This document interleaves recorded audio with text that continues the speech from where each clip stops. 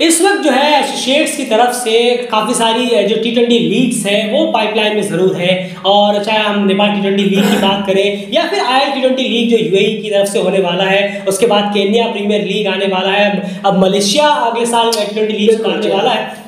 तो एसोसिएट्स की तरफ से जो भी लीग्स होंगी, जैसे मैंने आपसे पहले भी कहा है कई बार और वापस से उस चीज़ को हम रिपीट करेंगे कि एसोसिएट की तरफ से जो भी लीग्स होंगी उनका कवरेज हम पूरी अपने चैनल देने की कोशिश जरूर करेंगे। और जहां पर और उन लीग्स में जहां पर एसोसिएट्स के प्लेयर्स काफ़ी कम है और फुल मेंबर्स के ज़्यादा भरे हुए हैं, फिर ज़्यादा उनकी तरफ से चकाचौंध है, तो उन लीगों में पूरे मैचेस की बजाय हम उन एसोसिएट प्लेयर्स की बात करेंगे, उनकी परफॉर्मेंस की बात आपके सामने रखेंगे। जैसे कि IL T20 लीग वगैरह हो गई है, बाकी सब तो एसोसिएट से सारी भरी हुई है। और यहीं पर नेपाल T20 लीग की अगर हम बात करें यहाँ पर, जो कि सबसे लेटेस्ट अब कम से कम डेट तो वही है, अगर पोस्टपोन ना हो तो लगभग 23 तारीख से शुरू होने वाला है। लेकिन अगर एक क्वेश्चन आप में से पता नहीं कितने लोगों के माइंड में आया होगा और काफी कुछ लोगों के माइंड में आया भी था, जिन्होंने हमसे कहीं ना कहीं पूछा भी था, तो चलिए इसको एक दो वर्ड में शायद समझा पाना थोड़ा मुश्किल हो जाएगा, तो चलिए इसको एक छोटा सा वीडियो बनाकर आपके सामने प्रेजेंट कर दिया जाए कि क्या ये टाइम बहुत बिल्कुल परफेक्ट है नेपाल T20 लीग कराने के लिए। अगर आप नेपाल क्रिकेट के पर्सपेक्टिव से देखें, याद रखिएगा ये जो भी आप सुन रहे हैं ये उनके पर्सपेक्टिव से देखेंगे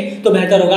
एंड अभी की अगर हम बात करें यहाँ पर, सबसे पहले ये लीग जो है इनका डेट अलग था, पहले अक्टूबर में शुरू होने वाले थे, अक्टूबर के आते आते अब ये दिसंबर एंड तक पहुंच गया है। अभी तक तो लग रहा है वहीं पर होगा।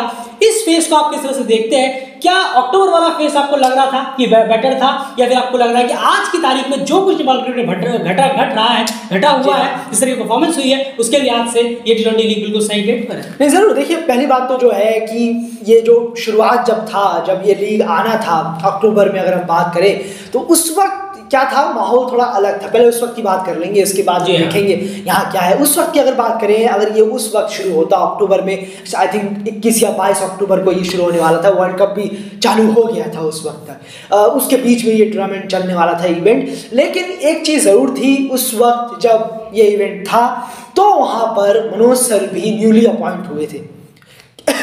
केन्या का दौरा हुआ था, जी हाँ, केन्या का दौरा करके टीम आई, केन्या का दौरा हुआ, न्यूली अपॉइंट हुए, उसके बाद वहाँ से ये लीग होना, उसके बाद ये लीग होती, ये डायरेक्टली ये लीग होती, क्योंकि उसके बाद नेपाल बैठा ही था काफ़ी लंबे वक्त तक, तो ये लीग होती। तो वहाँ पर जो मनोज सर ने कहा भी था कि हाँ, मुझे यहाँ से इस लीग से मेरी नज़र है, इस लीग पर मैं पैनी नज़र रखूँगा, 20, 25, 30 का पूल बनाऊँगा, ऐसा वगैरह वगैरह उन्होंने कहा था। ये बातें उस वक्त कही थी, उस हिसाब से देखते हुए अगर ये इवेंट उस वक्त होता और वाकई में अगर ये उस वक्त होता तो यहाँ पर कुछ और नज़ारा हमें देखने को मिलता है। जो आने वाले रिजल्ट थे, आने वाले मैचेस थे, उसका कोई परवाह नहीं थी, क्योंकि कोई मालूम ही नहीं था क्या होने वाला है आगे स्कॉटलैंड में, या कोच के साथ या प्लेयर के साथ, कुछ नहीं था। लेकिन उस वक्त तक वहाँ पर वो इवेंट बेटर लग रहा था। अक्टूबर की अगर हम बात करें, न्यूली कोच, न्यूली माहौल, न्यूली सब कुछ, न्यूली कप्तान भी वहाँ पर थे। जी हाँ, केन्या दौरे के बाद जो कुछ भी हुआ, न्यू कप्तान, लेकिन एक इवेंट उस टाइम ये होता तो काफ़ी बेहतर हो। बिल्कुल। और क्लियर एक चीज और है कि उस वक्त चीजें थोड़ी सी सेटल डाउन थी। आप केन्या से आए थे, एक अच्छा टूर हुआ, T20 आई में तो अच्छा परफॉर्मेंस नहीं हुआ, 3 आप सीरीज फिर भी जीते, और वनडे में जो कि बहुत इंपॉर्टेंट है अभी नेपाल के लिए, वहां पर आपने अच्छा परफॉर्मेंस किया और एक अच्छी सेटल वहां पर नजर आ रही थी, और नए कोच आए थे, टीम को वो जान रहे थे, जुड़ रहे थे। उस वक्त में ही अगर T20 लीग हो जाता तो बहुत ज्यादा बेहतर हो पाता, लेकिन अनफॉर्चुनेटली उस वक्त हुआ नहीं है। लेकिन उसे घसीट के और सबसे बड़ी बात है कि उस वक्त तक वर्ल्ड कप लीग 2 के मैचेस भी काफी टाइम थे आने में, और उसका प्रिपरेशन को भी काफी वक्त मिल जाता है। उसके बाद फिर PM कप वगैरह हुआ। लेकिन आज की डेट की अगर हम बात करें यहाँ पर, तो यकीन मानिए कम से कम डेली क्रिकेट को ये लगता है, आप कितने सहमत हैं तो नहीं, आप जरूर अपनी बात रखिएगा, लेकिन हमें ये लगता है कि ये डेट आज का सारा कंडीशन देखकर बिल्कुल भी ठीक नहीं है। इस वक्त मुझे लगता है कि किसी भी पैरामीटर से नेपाल T20 लीग जो है वो नेपाल क्रिकेट को हेल्प करने वाला है। अभी की तौर पर करें, नेपाल T20 लीग जो है, जो खुद का ऑफिशियल लीग है, वो बहुत हेल्प करेगा।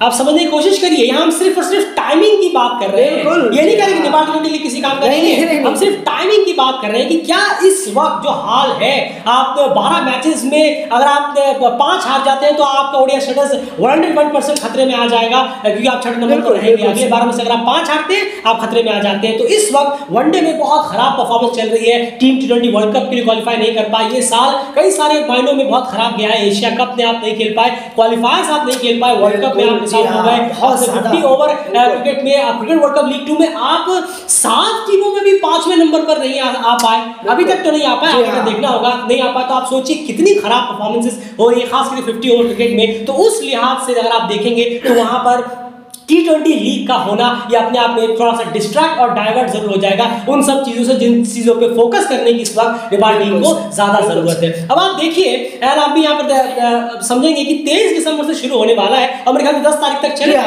10 तारीख तक चलेगा। अब 10 तारीख को मान लीजिए हो जाता है, 10 तारीख तक चलता है, फुल जितने भी टीम है, प्लेयर्स है, वो T20 मोड में अपना एक्टिव होंगे, खूब T20 फटाफट क्रिकेट वहां पर होगा।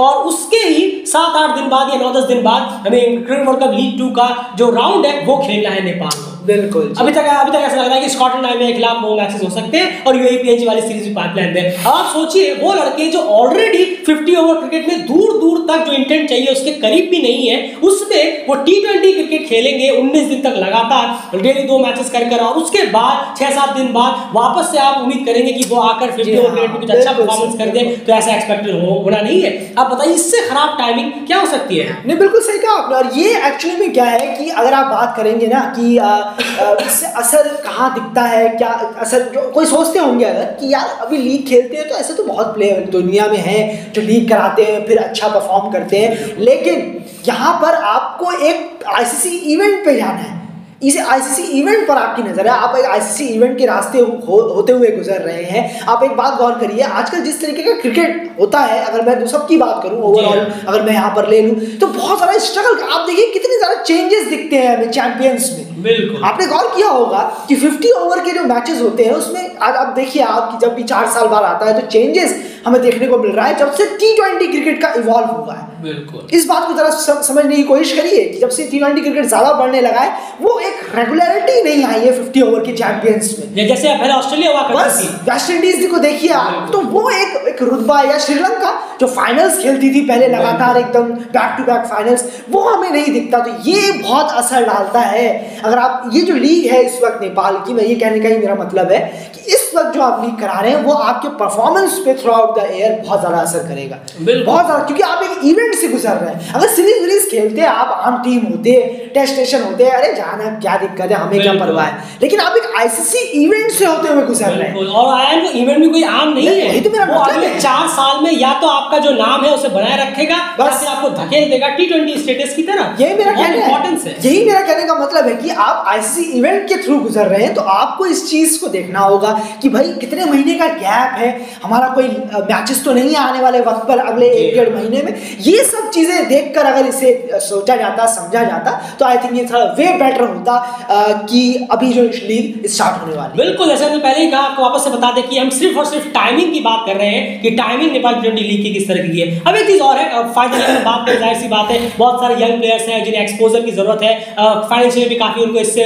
हेल्प मिलेगी और सबसे बड़ी बात है कि वो एक्सपोजर है कि उनको प्लेटफॉर्म मिलेगा इसके जरिए, जिसका वो बेसब्री से इंतजार कर रहे हैं। ऑलरेडी इतना लेट होके उनके जो माइंडसेट होता है, उनका जो दिल है थोड़ा बहुत टूट जाता है, वो समझ में आता जरूर है। लेकिन अभी आप, अगर जैसे हमने पहले ही कहा कि आपको ये भी देखना है कि आपको आने वाले वक्त में खेलना क्या है। आपको अगले 12 मैच 50 ओवर के खेलने हैं, प्ले ऑफ आपको 50 ओवर खेलना है। इस वक्त तो दूर दूर तक आपके डीएनए में T20 क्रिकेट नहीं होना चाहिए। खास करके जैसे मैंने कहा, जो टीम बैलेंस कर लेती है उनकी बात अलग है।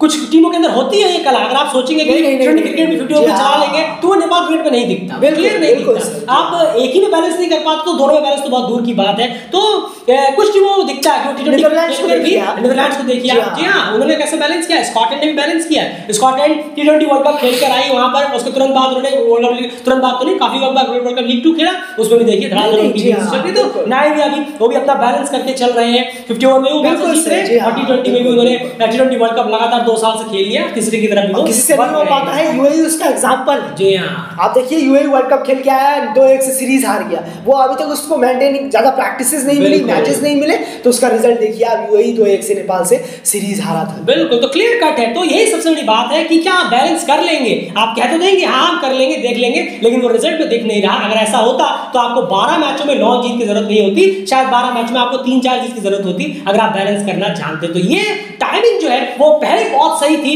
अब जो पीछे धके धकल कर 2 महीने बाद जो 23 दिसंबर हो गई है वो बिल्कुल भी सही नहीं है, देखते हुए कि आने वाले 3 महीने में आपको 12 और प्लेऑफ में 6 टीम यानी 5 मिनिमम 17 मैचेस 50 ओवर के खेलने हैं, जो डिसाइड करेंगे कि आप अगले 4 साल के लिए अपनी जगह पर बने रहेंगे या डिग्रेड होकर आप चैलेंज लीग में चले जाएंगे। तो आप सोचिए कि इस वक्त पर 19 दिन लगातार टी20 क्रिकेट खेलना और उसके 6-7 दिन बाद नामीबिया स्कॉटलैंड टीम के खिलाफ खेलना, भले टीयू में हो, टीयू में भी वनडे में 50 ओवर में नेपाल का रिकॉर्ड कुछ खास नहीं है, वो आप उठाकर देखिए क्रिकेट वर्ल्ड कप लीग 2 में। और ओडीआई में भी अगर आप देखेंगे तो यूएई को आपने 2 मैच हराए और मेरे ख्याल से यूएसए को आपने 2 मैच हराए थे बस। उसके अलावा ओमान से आप बुरी तरह से हारे थे, पीएनजी ने आपको बहुत बुरी तरह हराया और यूएई ने भी आपको 1 मैच हराया। तो ऐसा नहीं है कि टीयू में बहुत 50 ओवर क्रिकेट में कि टीयू आपका वो है जिसे हम कहते हैं ना एक टेरिटरी है आपकी, यहाँ पर कोई नहीं जीत सकता, ऐसा बिल्कुल भी नहीं है। 50 ओवर क्रिकेट की हम बात कर रहे हैं, तो क्लियर कट है ये टाइमिंग बिल्कुल भी यहाँ पर सही जज नहीं रही है। ओवरऑल आप अगर हमारी बात से सहमत हैं तो वीडियो को प्लीज लाइक जरूर करिए